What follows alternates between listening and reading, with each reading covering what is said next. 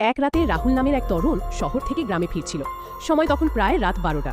চারপাশ নিস্তব্ধ, কেবল ঝিঁঝি পোকার ডাক আর হালকা বাতাসের শব্দ শোনা যাচ্ছিল। রাহুল হেঁটে যাচ্ছিল বাঁশঝাড়ের পাশ দিয়ে। হঠাৎ সে শুনল কেউ তার নাম ধরে ডাকছে, রাহুল, রাহুল। রাহুল চারদিকে তাকালো, কিন্তু কাউকে দেখতে পেল না। ভয় পাওয়ার মতো কিছু না ভেবেই আবার হাঁটা শুরু করলো। কিন্তু এবার ডাকটা আরো কাছে শোনা গেল, গলা কাঁপা কাঁপা, যেন মৃত কারো স্বর। হঠাৎ রাহুলের চোখে পড়ল বাঁশঝাড়ের ভেতর এক সাদা ছায়া দাঁড়িয়ে আছে। লম্বা চুল, ফ্যাকাশে মুখ, লাল চোখ।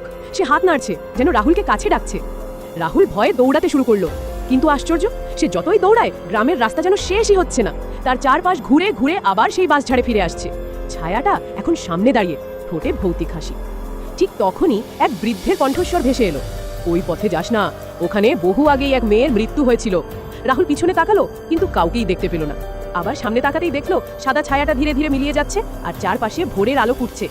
কিন্তু আজও রাহুল যখন সেই গ্রামে যায়, রাত নামলেই বাঁশঝাড় থেকে সেই ডাক ভেসে আসে, রাহুল।